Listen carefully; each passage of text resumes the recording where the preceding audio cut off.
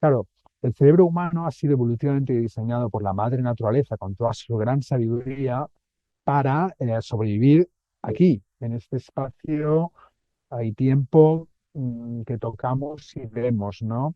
Pero como hoy en día, de hecho, se ha corroborado científicamente, ¿no? El tálamo es una parte del cerebro que lo que hace es filtrar información. La idea es que hay muchísima información aquí, ¿no? Pero si la pudiéramos captar toda, sería sobrecogedora, sería demasiado, ¿no? Imagínate, nosotros vemos como una especie de brizna del espectro electromagnético de energías, ¿no? Nosotros, otras especies tienen un poco más, de hecho, ¿no? Vemos nada, como 0,0 no sé qué tal, ¿no? Si lo viéramos todos, a lo mejor es que no podríamos funcionar ni sobrevivir, ¿no? ¿Qué tal? ¿Cómo estáis? Jorge Ferré es una de las mentes más influyentes de la psicología transpersonal contemporánea. Fue profesor de psicología por más de 20 años en el Instituto de Estudios Integrales de California, en San Francisco, y es autor de aclamados libros y artículos sobre psicología, educación y estudios religiosos. En esta entrevista hablamos, entre otras cosas, sobre espiritualidad contemporánea, sobre el misterio, sobre los estados de conciencia, sobre los psicodélicos, las plantas maestras, las realidades sutiles y las entidades espirituales. Vale, pues vamos allá. Jorge Ferré, bienvenido y muchas gracias por estar aquí. Gracias a ti por la invitación. Muy bien, pues la primera pregunta que te lanzo es la siguiente. ¿Cómo empezó tu interés por la psicología transpersonal, por la espiritualidad, por la psique humana, por los estados de conciencia? Vale. Mira, hubieron algunos eventos en mi niñez, ¿no? En el colegio, cuando tenía como unos 10 años o así, ¿no? Como entraba como 2 o 3 veces me pasó como entrar con una especie de trance, con los ojos abiertos, en el que el mundo alrededor mío desaparecía y estaba en un espacio de mucha paz y mucha luz. Y algún estudiante pues se lo decía al profe, se reían, yo no escuchaba nada, ¿eh? Entonces cuando me despertaban, el profesor me ponía a llorar, ¿no? Pues pasó como 2 o 3 veces hasta el punto que hablaron con mis padres, me llevaron al psicólogo de la escuela para descartar que tuviera algún tipo de epilepsia o algo así, ¿no? Estaba completamente normal y se quedó como una anécdota, pero a mí se me quedó como una anécdota, como que estaba por ahí como una curiosidad, ¿no? Como que qué fue eso, ¿no? Después, Ujú. muchos años más adelante, cuando me metí en el budismo y empecé a estudiar y a practicar budismo, ¿no? No sé si conoces lo que se llaman los yanas del budismo, que son las absorciones en el budismo Theravada temprano, ¿no? Y reconocí, ¿no? Que lo que estaba viviendo en aquella niñez, pues era unos estadios de concentración, de absorción meditativa, ¿no? Y después también el otro evento fue como en la preadolescencia y cuando empezó a despertarse las energías sexuales también, empecé a tener experiencias fuera del cuerpo, ¿no? Que se llama, ¿no? Que al principio me daba muchísimo miedo porque pensaba que me estaba muriendo o que no volvía al cuerpo y era como tal. Y después me Ujú. di cuenta de que no. Y mucho más adelante también leí sobre estas experiencias cercanas a la muerte y dije, ostras, hay cercanas a la muerte, experiencias fuera del cuerpo. Y dije, ostras, descripciones idénticas a lo que vivía, ¿no? Qué curioso, ¿no? Entonces, yo creo que todo esto está un poco enraizado en condiciones de mi nacimiento. Nací con el cordón umbilical alrededor del cuello y después de nacer me dejaron con mi madre y mi madre se dio cuenta que la cabeza se me ponía completamente azul y parece ser que hubo una especie de micromuerte clínica, anoxia cerebral, resucitación. Pero para mí esto en retrospectiva, después de haber estudiado un poquito, pues eso, ¿no? Las dinámicas más psicoespirituales y tal, ¿no? Siento como que hubo una experiencia cercana a la muerte en mi nacimiento, ¿no? Que creo que a lo mejor abrió ciertas puertas, ¿no? O algo así, ¿no? En tu obra y en tu trabajo, en tus ideas, hablas mucho del misterio. ¿Qué es el misterio? Bueno, el misterio es muy misterioso, entonces no se puede hablar mucho de lo que es, ¿no? Porque es el misterio. Ujú. Pero cuando hablo del misterio, lo que vengo a decir es un poquito como la fuerza creativa, ¿no? La fuerza creativa del cosmos, de la vida, esa fuerza que está detrás de todo el despliegue cósmico, el despliegue de la vida, el despliegue también de todo, desde el Big Bang y quizás de antes del Big Bang, como cosmólogos modernos hoy en día también cuestiono cosas del Big Bang, ¿no? De esta cosmología, ¿no? Entonces, para mí, yo le llamo un misterio por determinar o no determinado, en el sentido de que cuando se habla de ese principio último creador con atributos positivos, ¿no? Pues es un Dios personal amoroso, ¿no? O es algo impersonal, o es una vacuidad tal, ¿no? Ya estamos privilegiando unas tradiciones religiosas sobre las demás. Y esto es algo que en mi trabajo siempre he intentado crear unos marcos de comprensión de la espiritualidad para que las tradiciones condescendientemente no se autojuzguen como inferiores o superiores, ¿no? Sino se encuentren como en un diálogo más enriquecedor mutuamente, ¿no? Y también para que las propias personas, ¿no? También puedan como realmente acercarse a todos esos caminos sin pensar realmente de que uno realmente pues es superiores a los demás de una manera como ontológica o doctrinal, ¿no? Porque me parece un poco ideológico, ¿no? Es cada persona, pues a lo mejor para una persona como creces a través del budismo, para otra va a ser a través del cristianismo, para otra va a ser a través del ser padres conscientes u otras cosas, ¿no? Entonces, para mí lo importante son los frutos, ¿no? Que te hagan una persona más disponible, más generosa, menos egocéntrica, etcétera, ¿no? Más que las doctrinas, etcétera. Entonces, ese misterio para mí, lo último que te diré al respecto, me gusta un poco. Había un cosmólogo en mi universidad, se llama Brian Swift, es bastante conocido, y él decía algo así, dice, mira, el gran descubrimiento de la cosmología moderna es el siguiente: dejas gas de hidrógeno solo durante mucho tiempo y se convierte en pétalos de rosa, jirafas y seres humanos autoconscientes. Y es así. Entonces nadie sabe, y los astrofísicos y cosmólogos modernos lo dicen, no sabemos cuál es la energía o fuerza que propele la inflación cósmica, todo esto. Es un misterio no determinado. Entonces yo creo que ese misterio es el que también está como detrás de todas estas eh, comprensiones de realidades últimas de las tradiciones, ¿no? Yo les llamo inacciones de ese misterio, ¿no? Como que ese misterio se puede tomar distintas inflexiones a través de la historia humana, a través de la psique humana que participa, ¿no? Y le damos distintas como concepciones, distintas formas, ¿no? Pero para mí ese misterio está como más allá de todo esto, ¿no? Mm. ¿Por qué? Porque cuando tú hablas del misterio no estás hablando de Dios. Ajá, buena pregunta. ¿Qué es para ti Dios? Claro, depende de cómo se entienda, pero para mí, claro, Dios, ya estamos hablando de espiritualidades teístas, ¿no? Que es un tipo de espiritualidad en la historia de la humanidad. Hay espiritualidades no teístas, ¿no? Como el taoísmo, por ejemplo, ¿no? Como el budismo, ¿no? Entonces, si concebimos a Dios como un ser personal, ¿no? Amoroso, ¿no? Como se ha concebido desde el cristianismo o el islam o el judaísmo, ¿no? Entonces, para mí, ese tipo de Dios es una inflexión, es un gesto creativo del misterio a través de la historicidad humana en esas culturas determinadas, ¿no? Pero otros gestos creativos de ese misterio pueden manifestarse como el Brahman o el Tao o espiritualidades incluso más inmanentes, ¿no? Como más indígenas, más zen, por ejemplo, ¿no? Mm. ¿Por qué este misterio manifiesta un mundo? ¿Por qué se encarna cuando podría no hacerlo? ¿Y por qué evoluciona? Bueno, esta es una de las grandísimas preguntas. Todo lo que podemos responder son especulaciones, ¿no? Mm. Pero mi apuesta personal es que hay algo claro, en muchas tradiciones se suele considerar como que este mundo físico es un mundo inferior al mundo espiritual, ¿no? Esto es algo subyacente en cantidad de tradiciones, no en todas, ¿no? Y para mí esto es un error, ¿no? Se le considera como lila, como un juego cósmico, una ilusión y tal, ¿no? Y eso lleva también a espiritualidades más trascendentalistas, más desencarnadas, creo que también vamos a hablar de estos, ¿no? Más de escapar del mundo a la conciencia, por ejemplo, ¿no? Los estados de conciencia, de iluminación en la conciencia, ¿no? Dejando el cuerpo y la sexualidad detrás, ¿no? Pero para mí, claro, hay algo que yo hace muchos años que a esto le sentí como un inset que le di la vuelta a la tortilla, en el sentido de que para mí es precisamente, ¿no? en el mundo físico donde vivimos, donde la conciencia y la materia y la energía se pueden integrar, ¿no? Donde yo creo que a lo mejor hay yo no lo quiero llamar plan, pero que hay un impulso en esa dirección de este despliegue cósmico a encarnar toda esa, a lo mejor esa conciencia que quizás también existe en el universo, en una interioridad, ¿no? Hacerse encarnada y en esa integración de conciencia, materia, energía, es algo único que quizás antes no hubiera podido ocurrir antes de todo este despliegue cósmico, ¿no? Por ejemplo, para hablar así como muy encarnada y andar por casa, es solo aquí donde podemos tener la oportunidad de aprender a ofrecer y recibir amor encarnado. Mm. Mm. ¿Nosotros somos co-creadores con este misterio? Y si es así, ¿de qué manera participamos? Ujú.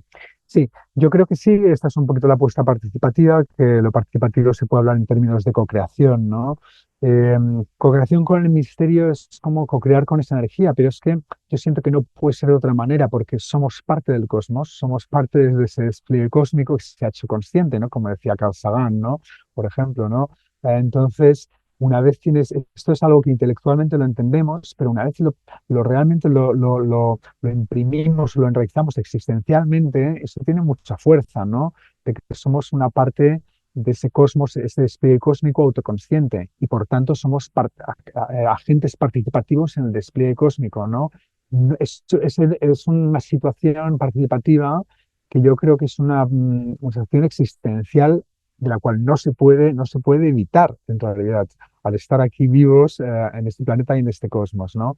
Por supuesto, podemos tener más o menor conciencia, ¿no? De esa co-creación, ¿no? Entonces, parte de esta propuesta participativa es invitar a las personas también a tomar más conciencia de que realmente tú puedes co-crear tu camino espiritual, ¿no? Eh, sí, pues con referentes de las tradiciones, con enseñanzas, con tus propios insights, pero en realidad tú eres el que co-crea tu camino espiritual. Eso no significa que las tradiciones no tengan validez.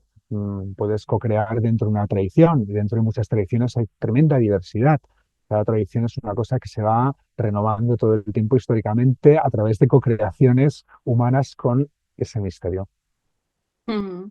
Por lo tanto, ¿dirías que hay prácticas espirituales más efectivas para la transformación personal hoy en día? Bueno, esa es otra buena pregunta. Yo creo que no se puede generalizar. Yo creo que hay prácticas espirituales más efectivas para ciertas cosas y prácticas espirituales más efectivas para según qué personas.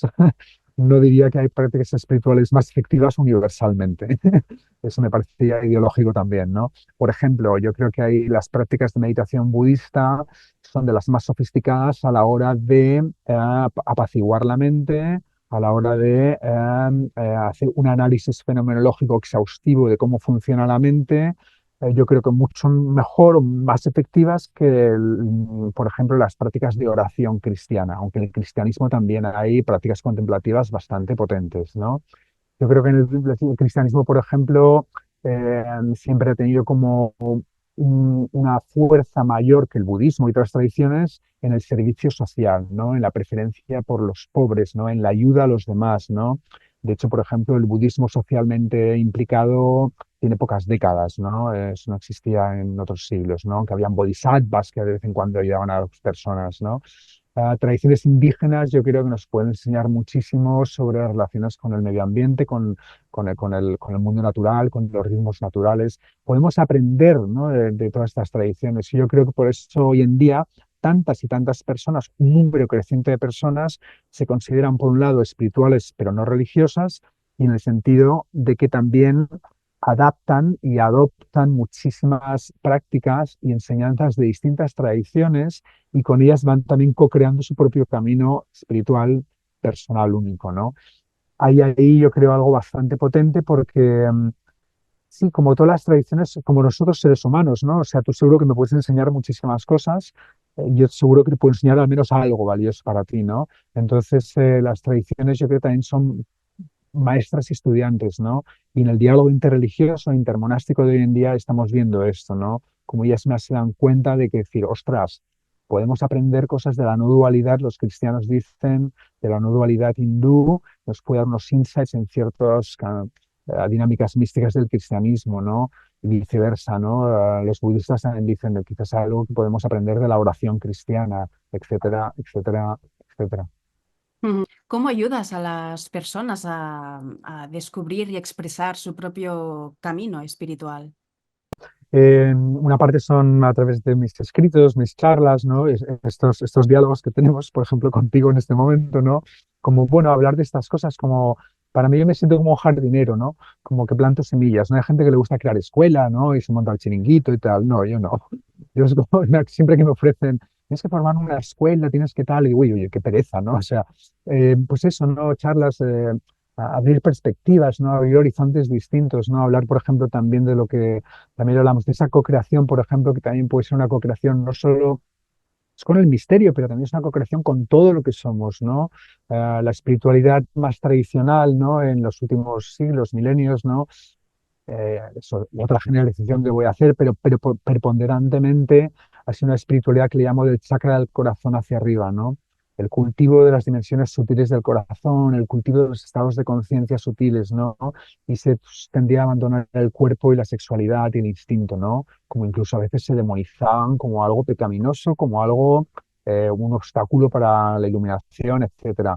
Yo creo que no hay razones evolutivas, filogenéticas, de eso que podríamos hablar si quieres o no, pero históricas, ¿no? Pero que hoy en día no tienen sentido para la mayoría de personas, sobre todo en el occidente moderno. No quiero generalizar otras culturas, ¿no? Los valores del corazón, los valores de la conciencia están suficientemente desarrollados para que podamos realmente reintegrar, ¿no? Toda esa fuerza del instinto, toda la fuerza del corazón, de las pasiones y del cuerpo en el camino espiritual y hacerlo incluso más potente, más holístico, más integral y con menos disociaciones, porque esas tradiciones trascendentalistas del chakra del corazón hacia arriba, después pasa lo que pasa, ¿no? Que lo estamos escuchando todos los días, ¿no? Los abusos sexuales de los ayahuasqueros en la jungla, ¿no? Los gurús o incluso lamas tibetanos, ¿no? Con escándalos sexuales. ¿Por qué? Porque se han desarrollado mucho en su conciencia e incluso algunos de ellos realmente tienen un despertar en su conciencia genuino, incuestionable, pero a niveles sexuales, a niveles interpersonales, a niveles emocionales, están en distintos estadios del desarrollo, ¿no? Esto también lo habla Ken Wilber bastante bien, las líneas del desarrollo, ¿no? Pueden ser adolescentes, pero adolescentes en distintos estados, ¿no? Yo he visto casos de estos personalmente bastantes, ¿no? Si quieres te doy algún ejemplo, pero, por ejemplo, un ejemplo sería un ayahuasquero, un anciano ayahuasquero con el que trabajé un tiempo en Perú, en Iquitos, ¿no? No voy a mencionar su nombre, considerado como uno de los grandes sabios, ¿no? De su tradición, una enciclopedia viva del vegetalismo, etcétera, ¿no? Eh, Después se le acusó de algunos acosos sexuales, ¿no? Una vez vino a Berkeley y un par de discípulas me pidieron que si podía ir al encuentro para traducir, porque él hablaba español y ellas hablaban inglés. Entonces fui, hicimos una comida y esta persona que yo le había visto actuar en las ceremonias y yo lo había sentido como un maestro de la sanación psíquica a un nivel impecable, ¿no? Como realmente, wow, ¿no? Como tal, alrededor de estas chicas parecía un adolescente nervioso, como una especie de perrito faldero, como que se le caía la baba, ¿no? Un poco, ¿no? Y de hecho llegó a decir una cosa, había una de las chicas que le pidió que le abriera una dieta con una planta, ¿no? Una de sus discípulas, tal, ¿no? Y le dijo, mira, ya te expliqué una vez, te puedo dar una dieta, pero yo te puedo dar el conocimiento de las plantas de otra manera, ¿no? Y yo me quedé como a cuadros, digo, le está diciendo lo que creo que le está diciendo. Yo después hablé con ella y me dice, sí, sí, me ha ofrecido varias veces que si tengo sexo con él, no tengo que hacer más dietas porque él tiene el poder para transmitirme todo su conocimiento de las plantas, ¿no? Cosas de estas, ¿no? A quién sabe, a ver, a lo mejor sí que lo puede hacer, ¿no? Y tal, ¿no? Pero sospechoso, cuestionable y triste. Mm. Hablas del narcisismo espiritual. ¿Qué es el narcisismo espiritual y qué problema ves en ello? Vale. Bueno, yo el narciso espiritual tiene dos vertientes o dos facetas, ¿no? O dos tipos, ¿no? El primero es como el uso de las enseñanzas espirituales, de las prácticas espirituales, en lugar de para como pues ir despojándote, ¿no? De formas groseras y sutiles de egocentrismo, de egoísmo y tal, las usas como consciente o inconscientemente como para aumentar tu ego, ¿no? Como, por ejemplo, a veces te encuentras con personas que te dicen, pues, yo he tomado ayahuasca 465 veces, ¿no? Como si fuera un ritual, ¿no? O incluso personas, pues, que a mí, pues, tal planta o tal gurú, o he sentido una canalización, que soy una persona como realmente especial y tal, ¿no? Esas son distorsiones del camino espiritual que para mí no es otra cosa sino un proceso gradual de dejar ir este tipo de tendencias, ¿no? Para rendirnos más profundamente al misterio y también a la disponibilidad con otros seres, ¿no? Y al servicio, ¿no? Entonces, eso es un tipo, ¿no? Que ya lo hablaba el gran maestro Chogyam Trungpa, ¿no? Como materialismo espiritual, él lo denominó Chogyam Trungpa, ¿no? Pero otro que es mucho más sutil todavía, que es como es la creencia asentada profundamente de que mi opción espiritual, mi camino espiritual, mi tradición espiritual es de alguna manera superior o la única verdad o la que es más verdadera que las demás, ¿no?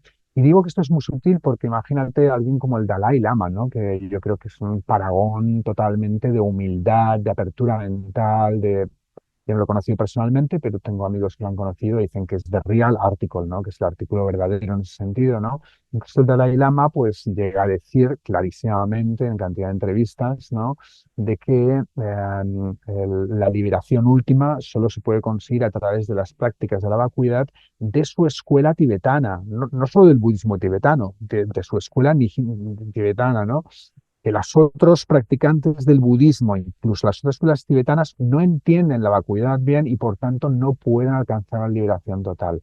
Si alguien como el Dalai Lama puede caer en esta especie de narcisismo espiritual, que también nos podemos dar cuenta del problema de esto cuando contemplamos de que hoy en el mundo, de acuerdo a los académicos que han estudiado la religión comparada, tenemos entre 2.000 y 10.000 religiones distintas, ¿vale? Depende de las estimaciones, ¿no? Y denominaciones ya no te digo nada, ¿no? El cristianismo hoy en día tiene 46.000 denominaciones distintas, ¿vale? Entonces estamos hablando de una variedad, un árbol, a mí me gusta la figura del árbol, ¿no? Del árbol filogenético, ¿no? Como el árbol, hay unas imágenes del árbol de las religiones tremendamente complejo que... Entonces, cuando ves esa tremenda diversidad y todas estas tradiciones que realmente además muchas veces te hablan de principios últimos distintos, de cosas distintas, ¿no? Pensar que una sola tradición o una sola persona, por muy iluminada que pueda estar o muy erudita que pueda ser, sea la que tenga la verdad superior a todas las demás, me parece bastante absurdo, ¿no?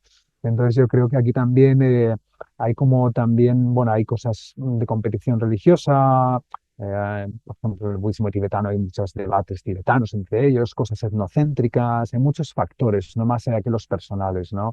Obviamente el Dalai Lama no es una persona narcisista para nada, pero claro, si tienes una persona narcisista, esa tendencia se hace incluso todavía más pronunciada y problemática.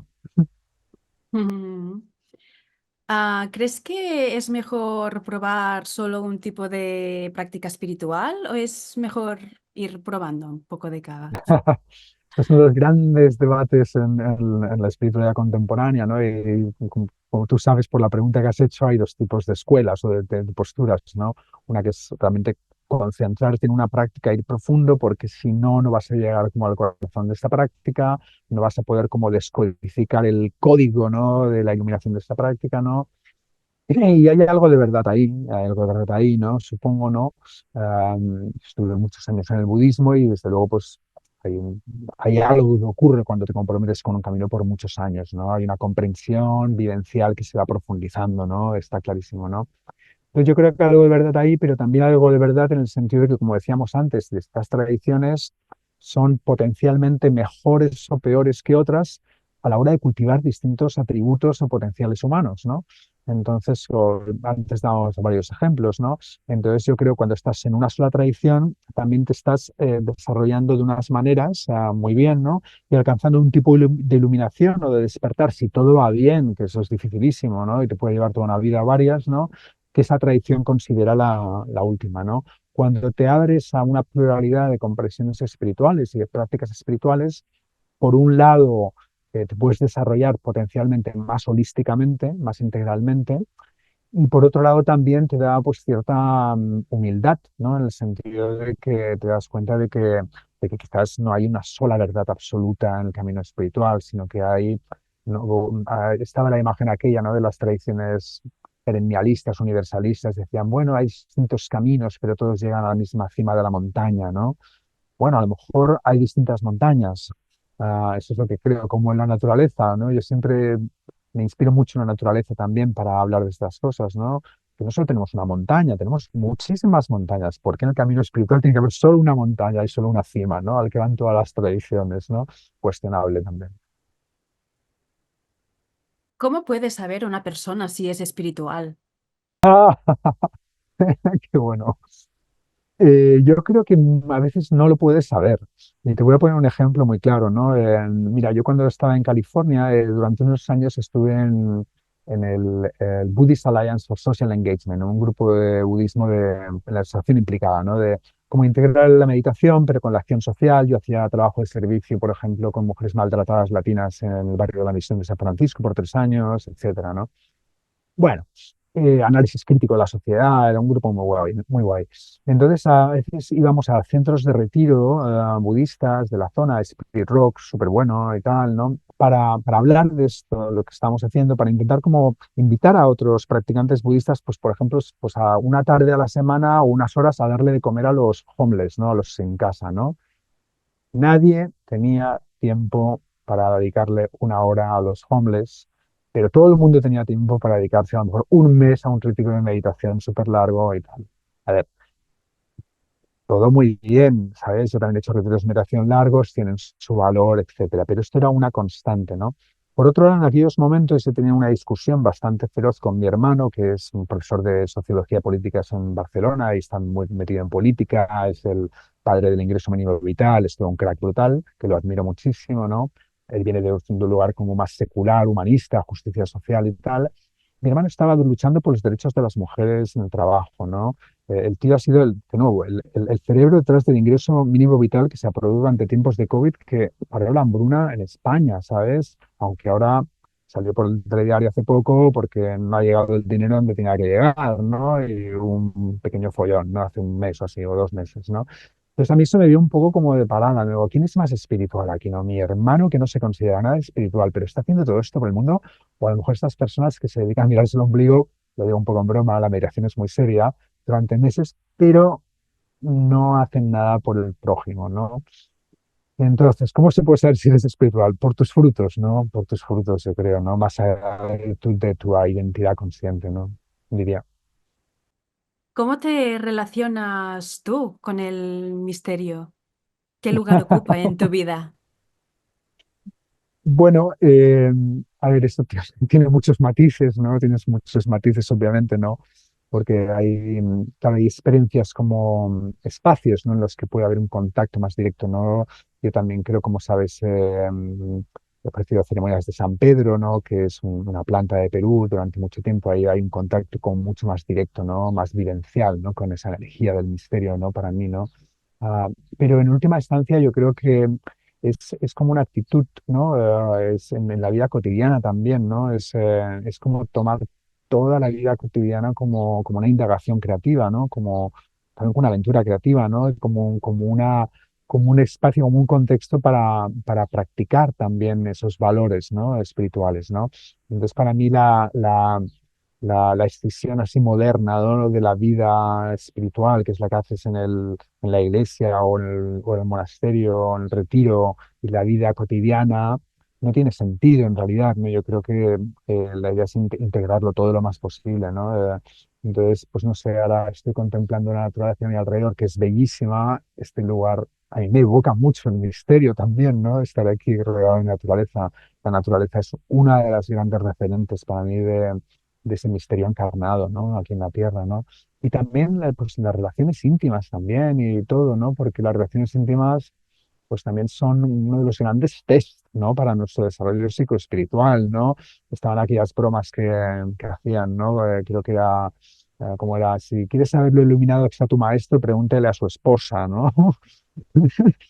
O a su marido, ¿no? Y tiene la razón del mundo, ¿no? Porque es muy bien ser así el gurú dando grandes clases a tus estudiantes y tal, ¿no? Pero es en la vida cotidiana, en las relaciones íntimas, en las relaciones, ahí es donde te das cuenta, ¿no? De si estás ahí más o menos conectado, ¿no? Con esa energía, ¿no? Um, Creo que uno de tus descubrimientos fue ver que la astrología no es una pseudociencia ridícula, ¿no? ¿Qué has aprendido de la astrología que puedas compartir con nosotros?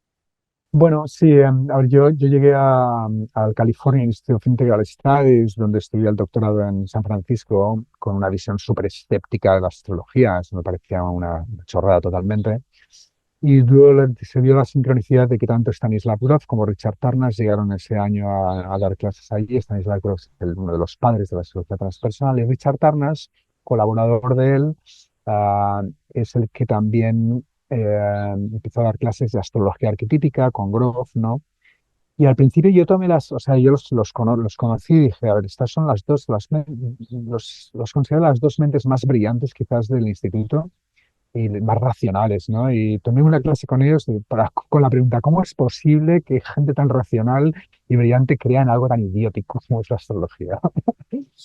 Y bueno, tomé la clase, escribí un paper cargándome la astrología, refutándola racionalmente, un experimento astrológico así como mirando hacia atrás, ¿no? Un periodo muy transformador de mi vida, ¿no? Que había ocurrido muchas cosas, digo, qué arquetipos astrológicos estaban, no funcionaba, lo has visto, ¿no? No funciona y tal, ¿no? Y la crítica pues al determinismo también, tal, ¿no? Pero pasó una cosa muy, muy sincronística, que mis padres llegaban de visita a verme allí a California, su primera visita, creo ahí en el 94, creo fue esto o así. Y les pedí que me trajeran un diario de sueños que yo tenía siempre en Barcelona. Entonces me lo trajeron y ese episodio tan transformador en mi vida habían empezado con unos sueños muy, muy locos, muy potentes, ¿no? Entonces vi que me había equivocado de las fechas y cuando volví a checar las fechas con los arquetipos astrológicos de los tránsitos, dije, ostras, coincidía, ¿no? A mí me dio como un ataque, ¿sabes? Porque lo había ya desechado, ¿no? Pero fue una especie de angustia existencial, pero también me abrió de nuevo a esta percepción de decir, ostras, quizás el cosmos es incluso más mágico de lo que nunca había llegado a pensar, ¿no? Como hoy en día es relativamente fácil reencantar la psique, el inconsciente, ¿no? La naturaleza, el Gaia, ¿no? Y tal. Pero lo que la astrología reivindica es mucho más fuerte. Lo que está reivindicando, o sea, para que la astrología funcione, y después de 20 años, yo te digo, funciona, no es una ciencia matemática, pero vamos, hay algo ahí segurísimo. Para que funcione, lo que implica es que todo el sistema solar está diseñado de tal manera para guiar la evolución de cada alma humana, de los billones y billones de personas del planeta. Es muy fuerte, es muy fuerte. Imagínate la tecnología de la conciencia o del cosmos cuidando el planeta Tierra, donde está esta vida consciente. Es muy fuerte las implicaciones, ¿no? Por eso, claro, la astrología va en contra del esto de la modernidad, ¿no? Porque, claro, se creía, ¿no? Antes de Galileo y Copérnico, el planeta Tierra era el centro del universo y esto la modernidad se lo cargó y la astrología de alguna manera dice que no, que es un centro importante, pero claro, es un centro importante de significado. Quizás hay en otros planetas, yo quiero creer que sí, con otras culturas conscientes, no sabemos, ¿no? Es un misterio también, de momento no, pero de momento por lo que sabemos, al menos. Y entonces eso es un centro de significado consciente, ¿no?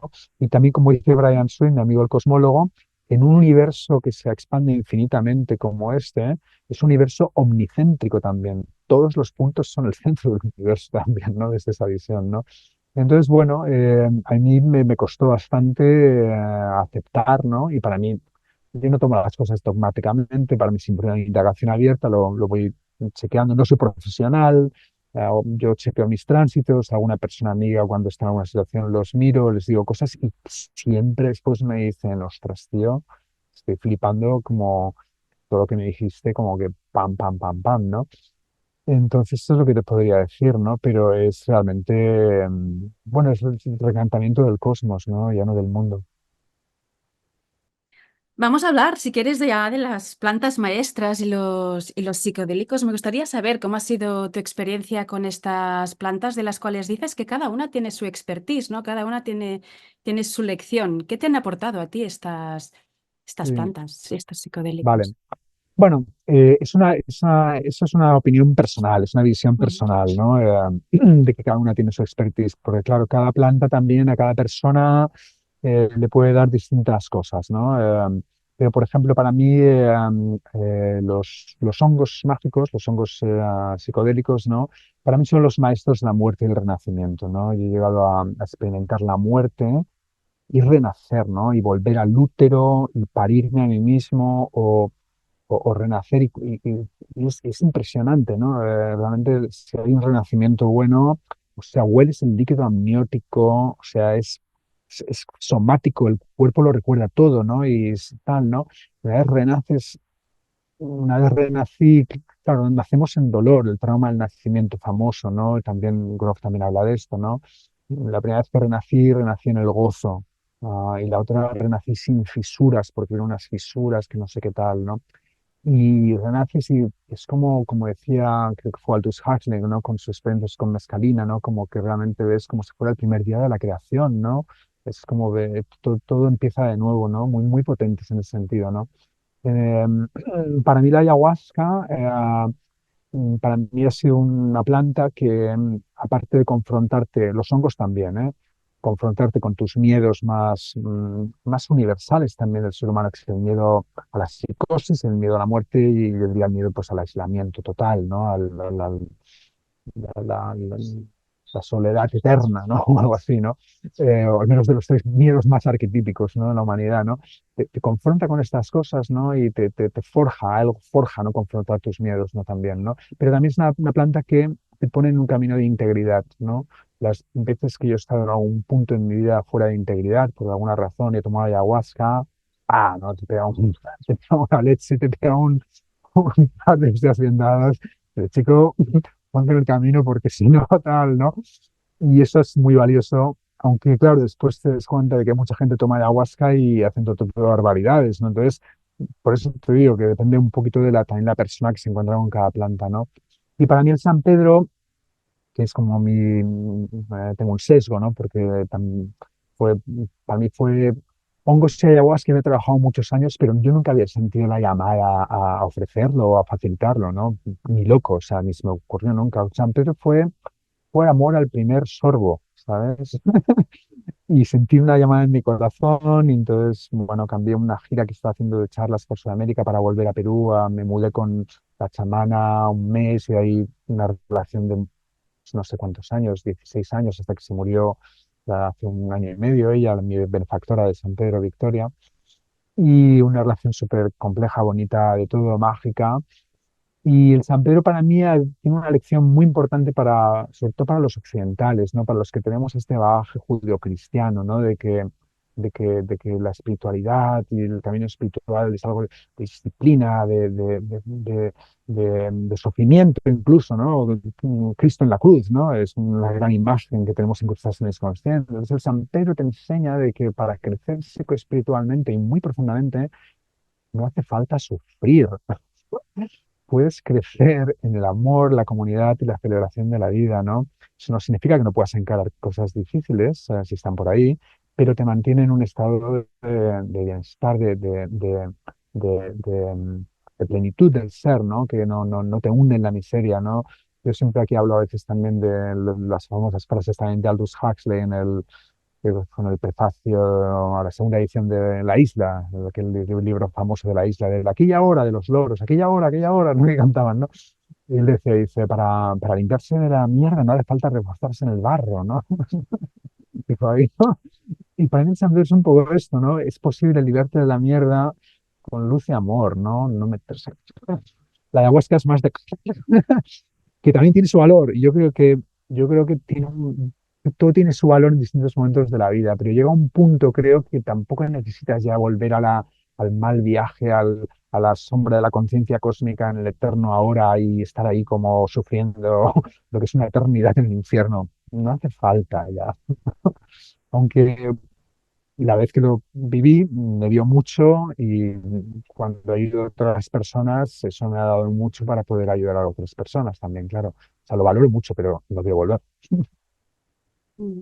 ¿Qué diferencia hay entre estado ordinario y estado no ordinario de conciencia? Para aquellos que no lo han vivido en su vida, ¿cómo les explicarías qué es un estado alterado de conciencia? Vale, pues por ejemplo, nos podemos centrar, por ejemplo, en la dimensión temporal, ¿no? Ya se conoce que o sea, el tiempo es algo subjetivo, entonces lo dicen los físicos hoy en día, ¿no? No hay un tiempo universal, ¿no? Es una cosa más subjetiva, ¿no? Entonces esto, nosotros, por ejemplo, en la vida cotidiana estamos trabajando con un tiempo cronológico, ¿no? Del reloj, ¿no? Más o menos. A veces nos pasa más rápido, se nos pasa más lento, ¿no? Depende si lo estamos disfrutando más o menos, ¿no? Pero, por ejemplo, por una experiencia de San Pedro, una experiencia con hongos, ¿no? Puedes entrar en un espacio del eterno ahora, ¿no? Del presente, pues, del presente eterno, ¿no? Entonces, eso es un estado alterado de conciencia en el sentido de que vives algo que en la vida cotidiana no sueles vivir. Por supuesto, hay muchísimas más cosas. Este es un ejemplo. También el estado alterado de conciencia puede abrirte a dimensiones, ¿no? Sutiles de la conciencia y o de la realidad, depende cómo se entienda, ¿no? Reinos sutiles con la conciencia que normalmente no accedemos. Claro, el cerebro humano ha sido evolutivamente diseñado por la madre naturaleza con toda su gran sabiduría para sobrevivir aquí, en este espacio hay tiempo que tocamos y vemos, ¿no? Pero como hoy en día, de hecho, se ha corroborado científicamente, ¿no? El tálamo es una parte del cerebro que lo que hace es filtrar información. La idea es que hay muchísima información aquí, ¿no? Pero si la pudiéramos captar toda, sería sobrecogedora, sería demasiado, ¿no? Imagínate, nosotros vemos como una especie de brizna del espectro electromagnético de energías, ¿no? Nosotros, otras especies tienen un poco más, de hecho, ¿no? Vemos nada, como 0,0 no sé qué tal, ¿no? Si lo viéramos todos, a lo mejor es que no podríamos funcionar ni sobrevivir, ¿no? Entonces yo también lo entiendo un poco por ahí la posibilidad de que a estas plantas, y de hecho se ha corroborado científicamente, algunas impactan la función del tálamo de filtrar información y conectan el tálamo con el córtex cerebral, ¿no? Entonces uno puede ver y vivir, ¿no? Como que realmente se abren dimensiones energéticas de la realidad, ¿no? Tanto aquí, por ejemplo, con las visiones del San Pedro pueden ser de varios tipos, ¿no? Por ejemplo, una es la transmutación del mundo que normalmente conocemos. Por ejemplo, te puedo ver a ti, pues con o una cara distinta o aspectos de ti, o auras, por ejemplo, auras en la naturaleza, ¿no? O, o ver toda la naturaleza pues viva de una manera que no la hemos visto nunca, ¿no? Pero otra es cuando se empiezan a ver como dimensiones más energéticas de la realidad, ¿no? O al menos es como se viven fenomenológicamente, experiencialmente, ¿no? Que normalmente no vemos, ¿no?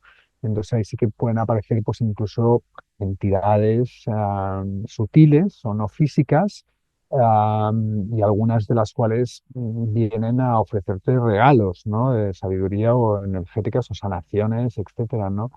Y claro, eso es otra película, ¿no? Con la ayahuasca también. Esto que te estaba hablando es con los ojos abiertos con San Pedro, pero con la ayahuasca también lo he vivido con ojos abiertos o también internamente transportado como a distintos como dimensiones o mundos, ¿no? Mundos sutiles, como ciudades increíbles de belleza, ¿no? Como reinos de seres alados, que son todo amor y luz, o sea, hay un montón de cosas por ahí, ¿no? El estatuto ontológico de esas realidades sutiles, ¿no? Es controvertido, obviamente, ¿no? La ciencia moderna dice que eso es una alucinación del cerebro porque la gente se toma una droga, ¿no? Pero claro, una vez, por ejemplo, se tienen visiones compartidas, por un lado, que creo que también estaba en el temario, ¿no? Eso ya es más difícil de descalificar, ¿no? Porque es muy fácil decir, una visión privada con los ojos cerrados, se ha tomado una droga, ¿no? Está alucinando, es como un sueño, dicen, es como un sueño pero magnificado y tal, ¿no? Como cuando dormimos y soñamos, ¿no? Pero cuando varias personas están viendo con los ojos abiertos realidades sutiles, eso es mucho más difícil de descalificar. Es un desafío para el naturalismo científico bastante serio, ¿no? Y el otro desafío es cuando tanto internamente o externamente personas, esto la investigación de Stanislav Grof también lo ha documentado muy bien, encuentran, por ejemplo, símbolos de tradiciones religiosas como el árbol cabalístico de la vida o como los mandalas tibetanos, gente que nunca ha estudiado el budismo, gente que nunca ha estudiado la cabala, y no solo los ven, sino que los entienden el significado de los sefirot, entienden el significado de los colores y las formas del mandala. ¿Cómo se come eso? No tiene explicación desde la ciencia moderna, ¿no? Entonces son anomalías científicas que llamaría Kuhn, ¿no? El de los paradigmas, ¿no? Que creo que también nos están abriendo una realidad potencialmente mucho más multidimensional y mucho más interesante de lo que nos han vendido o de lo que por ahora hemos podido comprender, ¿no? Me gustaría que nos detallaras más cosas sobre estas entidades espirituales, estas entidades energéticas, ¿cómo las has experimentado tú? Por ejemplo, creo que hablas de los doctores espirituales, que me parece súper interesante esto. Te hablo un par, tres, si quieres, brevemente. Los doctores astrales los viví en Perú, en la primera toma de ayahuasca, estaba ahí un mes haciendo dieta y tal. Era una habitación completamente oscura y de pronto donde estaba el chamán cantando Ícaros, que son las canciones medicinales, ¿no? Vi como una especie de haz de luz que ibas como hasta el final de la maloca, que es como la cabaña ceremonial, ¿no? Y de pronto veo que a través de ese haz de luz empiezan a entrar una especie de figuras, es que flipaba, figuras humanoides, pero más altas que nosotros, bastante más altas de 2 metros y tal, pero con brazos y piernas, ¿no? Se paseaban por la sala con volición autónoma y tal, y que iban, a cada participante les ponían como una mano en el corazón y otra en el centro vital, ¿no? Yo flipaba, ¿no? Y digo, what the fuck, ¿no? Entonces, cuando llegaron a mí, desprendían realmente benevolencia, o sea, no te daban miedo para nada. Cuando llegaron a mí, yo era como, gracias, give it to me, ¿no? Estoy muy receptivo, ¿no? Y cuando te ponen esas manos tal, sientes como que están trabajándote a una especie de cirugía energética, una sutilidad increíble en los chakras, tal, que hacen unos ajustes ahí como tal, ¿no? Y después se van y te quedas como bendecido, ¿no? Como una maravilla, ¿no? A la mañana siguiente le pregunté al chamán que estaba allá, le compartí mi experiencia y me dice así como si nada, me dice, yes, this time they came, en español, no hablamos español, de hecho. Sí, sí, en esta ceremonia vinieron. No vienen en todas, pero vienen algunas y cuando vienen la sanación es mucho mejor. Me dejó así y le digo, pero vosotros contrastáis esto entre vosotros, los veis tal. Sí, sí, a veces que contrastamos y a veces, si no hay acuerdos, hacemos otras ceremonias, etcétera, ¿no? Este es un ejemplo, ¿no? Otro ejemplo es también con ayahuasca, me impactó mucho. Estaba en mi comunidad en Berkeley, en una ceremonia que se hizo allí, y con los ojos abiertos también, así como estamos a esta distancia, aunque ahora estamos a una distancia ciberespacial, pero a la distancia de mi ordenador, que como te veo, se materializó una especie de sabio taoísta, ¿no? Así con su gorrito y una bolsita y tal, pero con su barbita, con una sonrisita increíble, ¿no? Y digo, wow. Entonces, de su bolsita, ¿no? Saca así como regalos, ¿no? Entonces hace así, pumba. Y cada vez que hacía así, pumba, sentía como una transmisión energética desde la base de la columna vertebral hacia arriba, ¿no? Como, ¡pum! ¿No? Energético, ¿no? Y lo hizo como 3 veces y después se despidió, ¿no? Y era como, gracias, no sé qué ha pasado, pero muchas gracias. Y la última, muy curiosa, esta también me impactó mucho, esta fue con San Pedro en Perú. Estaba con Victoria, mi benefactora del San Pedro, en una ceremonia con ella y con una chica americana que era la primera vez que tomaba San Pedro, ¿vale? Se abrió un espacio de visiones compartidas de los tres brutales. Yo estaba con mi gorra de investigadora puesta porque estaba muy escéptico, y le decía a la chica, a ver, ¿qué ves allí? ¿No? Me lo escribía con pelos y señales, los haces de luz, los colores, y digo, joder, no. Pero de pronto en un punto de la operación, eh, unas luces como verdes y azules, y siento como que entran en mi cuerpo como supersonadoras, caigo de rodillas llorando de agradecimiento, ¿no? Entonces de pronto siento que me cogen de los sobacos para ayudarme a levantarme. Obviamente pienso que es Victoria y la chica esta. De pronto hago la cabeza y veo a Victoria y la chica esta frente mío y miro a derecha e izquierda y veo dos espíritus indígenas, pero los sentí en los sobacos primero, ¿sabes? Antes de verlos ayudándome a levantarme, ¿no? ¿Cómo se comen estas cosas? Son experiencias muy impactantes, ¿no? Y sobre todo cuando son compartidas, ¿no? Que hay una corroboración de más de una persona, ¿no? Porque la definición de una alucinación es una percepción que una persona tiene y los demás no la ven, ¿no? Si yo te digo, mira, aquí hay un unicornio blanco y lo veo solo y tú y otras personas no lo ven, dices, está alucinando. Pero si tú lo ves también y otras personas lo ves, cuidado, es otro tipo de conversación que vamos a tener. Dices que la cultura occidental moderna es una de las pocas que existe en la historia de la humanidad que es monofásica. ¿Esto qué quiere decir? Monofásica en el sentido de que solo se valora un estado de conciencia, que es el estado de conciencia ordinario, como el árbitro para testear lo que es real y lo que no es real, ¿vale? Por ejemplo, los sueños los consideramos no reales.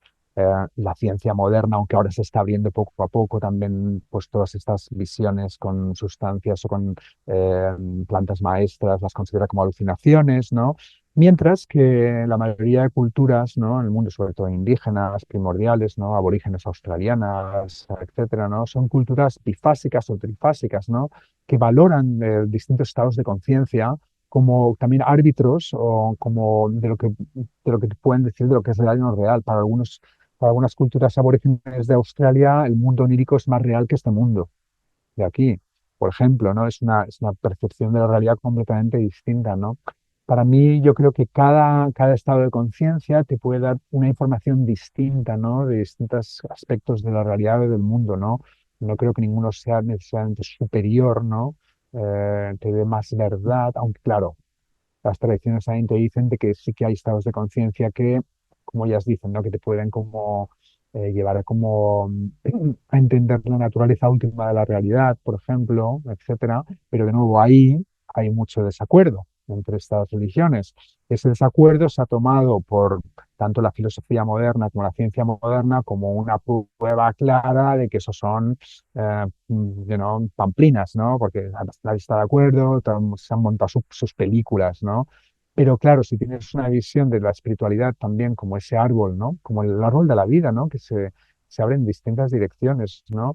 Como esa fuerza, ¿no? Del misterio, del despliegue cósmico creativa, ¿no? Como también como abriéndose en esas direcciones creativas, no tiene por qué esas distintas versiones de la realidad última estar en como peleadas, ¿no? Es como distintas maneras, ¿no? En que ese misterio se despliega y distintos caminos que estas personas pues pueden recorrer también. Y para algunas, como decíamos antes, unos caminos pueden ser mejores que otros. Ujú, ujú. ¿Puede un estado alterado de conciencia hacer que una persona recuerde hechos de vidas pasadas o de su nacimiento?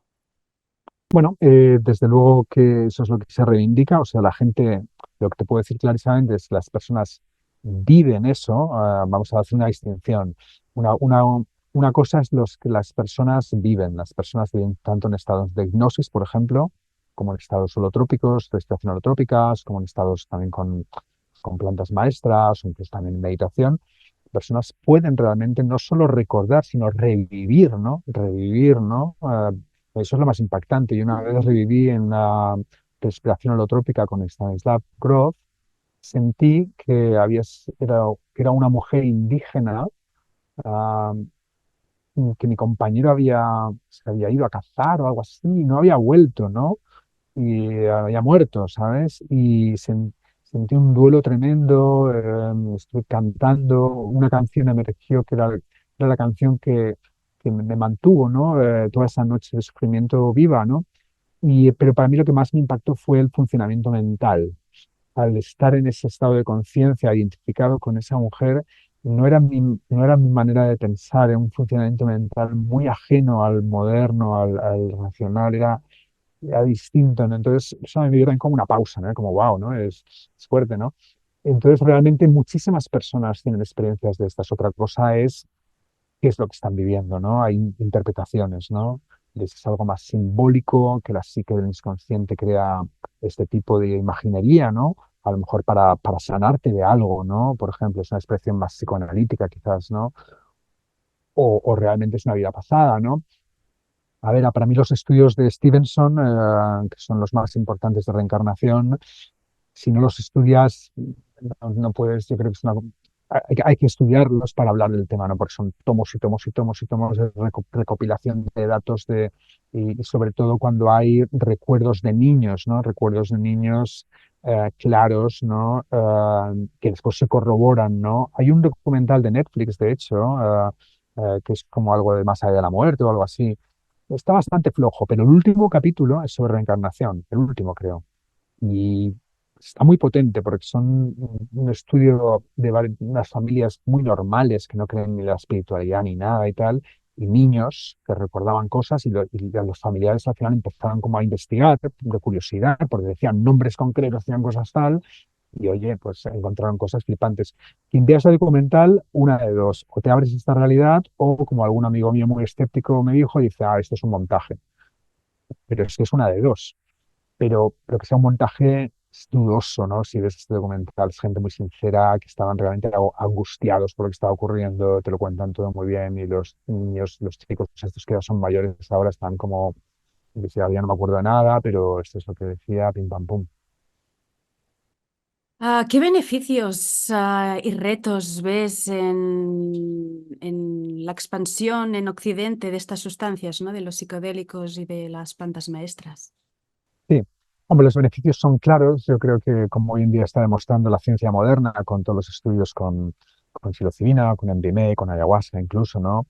A ver, se está hablando que es la revolución de la psiquiatría, ¿sabes? O sea, trastornos que por años y años y años tenían poca progreso, poca solución, a veces en pocas sesiones se hacen adelantos tremendos, ¿no? E incluso a veces en una sesión. Yo conozco un ex estudiante mío de la Universidad de California que había sido adicto a la heroína toda su vida, ¿sabes? Toda su vida. Había probado todos los programas de detox, y recaía, recaía. Toma ibogaína, iboga, ahí en Madagascar, una sola vez, iboga, ¿no? O no sé si dos o tres veces. Se limpia, no le viene el mono, no toma heroína nunca más, ¿sabes? En Perú, como quizás sabes, hay un centro de detoxificación también de heroína y cocaína que utiliza ayahuasca y otras plantas. Adicciones, la depresión también, con psilocibina, con ketamina también.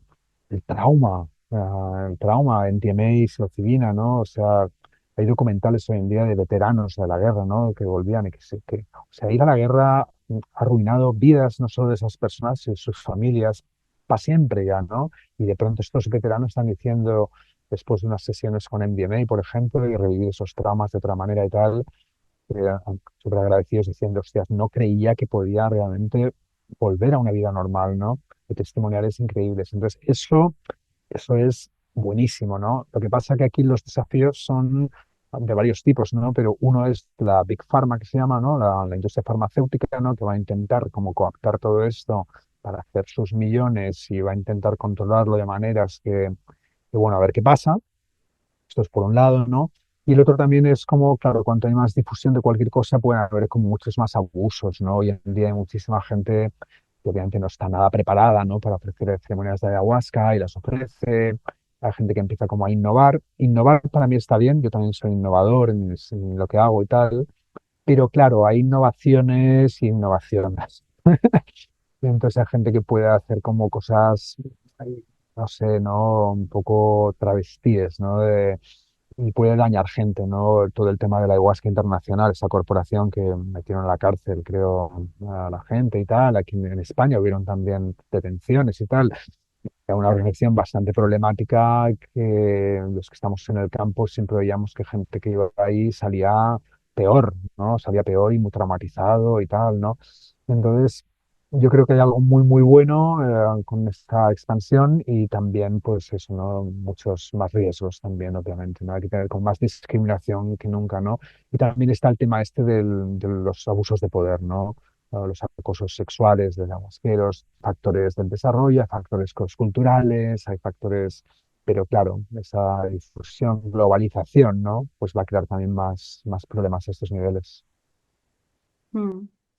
Por lo tanto, los psicodélicos y las plantas maestras son adecuadas para todo el mundo. ¿Hay riesgos en explorar los estados no ordinarios? Bien. Vale, Sí. la respuesta enfáticamente es un no, no son adecuadas para todas las personas.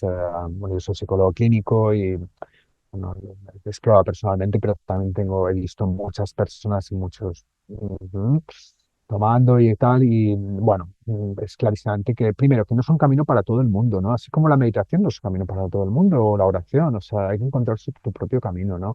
Eso por un lado, ¿no?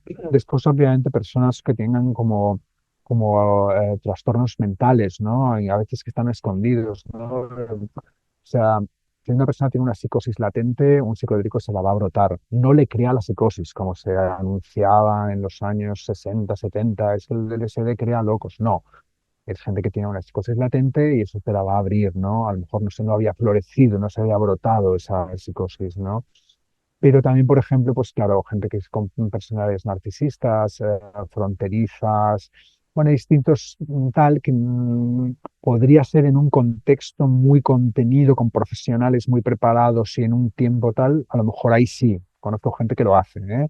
Incluso con gente bastante para allá, que los meten una semana o un mes en un sitio con un compromiso escrito y tal, ¿no? Y hacen un trabajo muy bueno y la gente sale a veces realmente sanada, ¿no? De cosas que parece ser que hoy en día no tienen sanación, ¿no?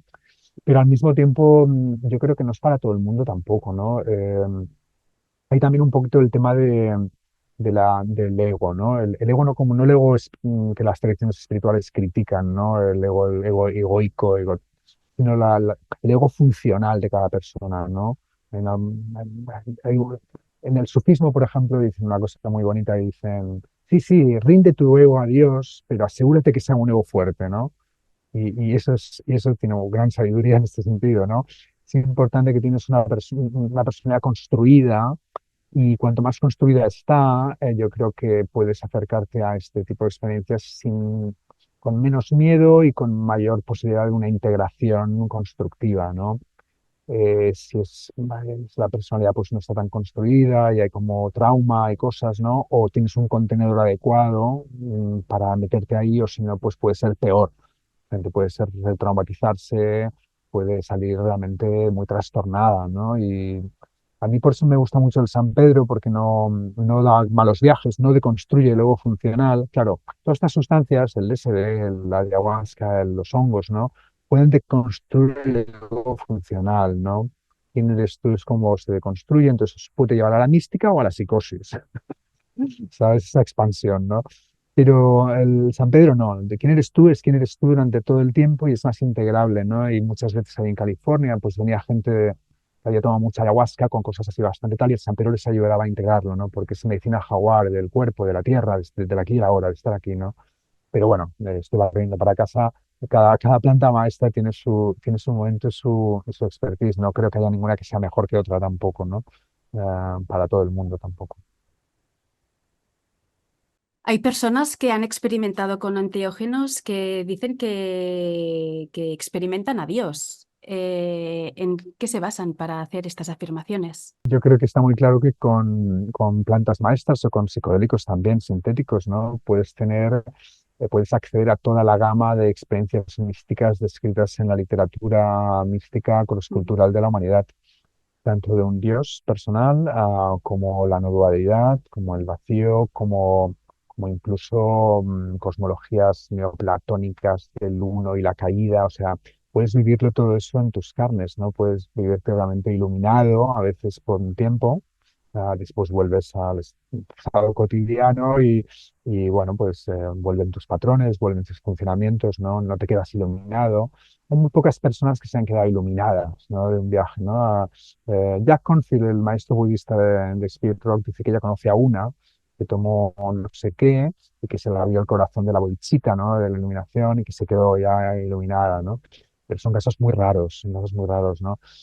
Yo creo que también el trabajo con psicodélicos también idealmente es importante conjugarlo con trabajo psicológico también de sanación tuya y también potencialmente con otras formas de trabajo espiritual. Ahí yo creo que tienes un tándem más sólido, ¿no?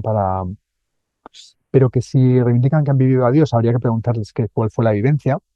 Pero sí, por supuesto. Una vez con un amigo en California tomando hongos, sentimos los dos una experiencia compartida también, de las primeras que viví compartidas, interna además, no era no es que viéramos nada, pero nos sentimos dos como en presencia, ¿no? de lo que era lo que la Biblia del Antiguo Testamento llamaba el Yahvé, ¿no? El Dios bíblico del Antiguo Testamento, que era un Dios que te asombraba, pero te aterraba al mismo tiempo, era como una fuerza así como que, what the fuck, ¿no? pasa eso?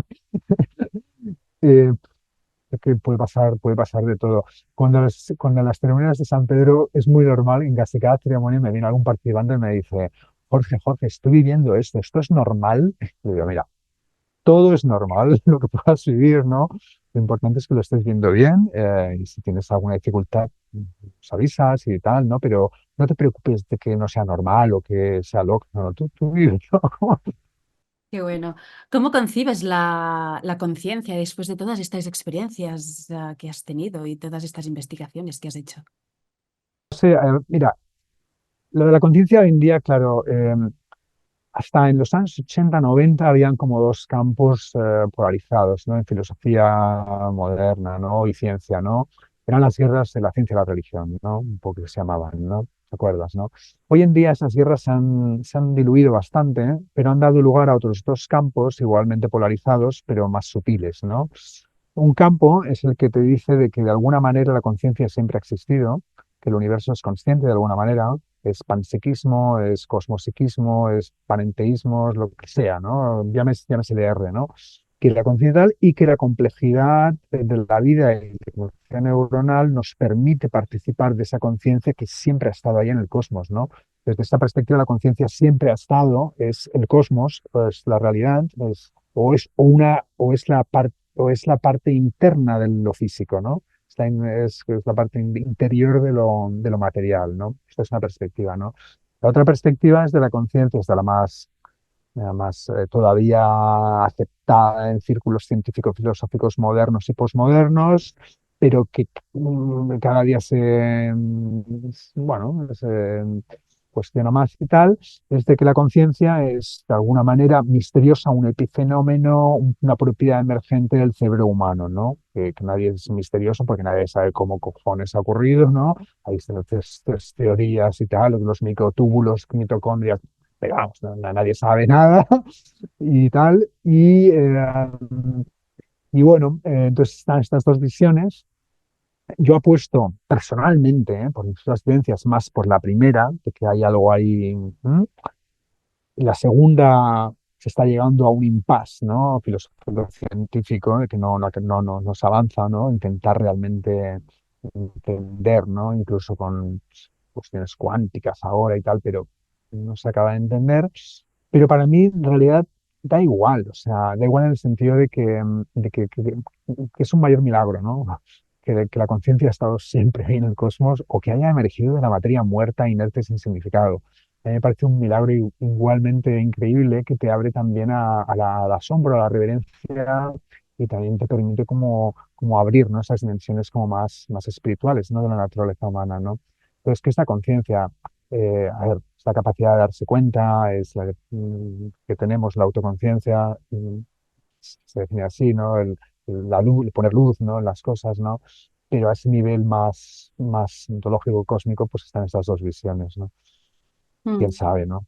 Es una pregunta que dudo que por muchísimo tiempo se podrá tener una respuesta con certeza absoluta, ¿eh? Mm. Estamos acabando ya. Me gustaría preguntarte por la muerte. ¿Qué visión tienes de la muerte y el más allá? ¿Has investigado, experimentado algo que puedas compartir con nosotros? Vale. Bueno, la muerte es el gran desconocido, ¿no? Sí, en el sentido a ver, están las experiencias cercanas a la muerte, la gente que ha vivido esto y ha vuelto y tiene pues estos relatos y tal, ¿no? Que tú has entrevistado aquí gente muy importante en ese sentido. Y bueno, uno de mis grandes amigos, padrinos en California era Kenneth Ring, que era el primero que investigó científicamente la experiencia. Es un ángel en la Tierra, se transformó en tal. Lo he investigado bastante y tal, ¿no? Y ¿qué pasa después de la muerte? Nadie lo sabe. Nadie lo sabe. Es pura conjetura y especulación.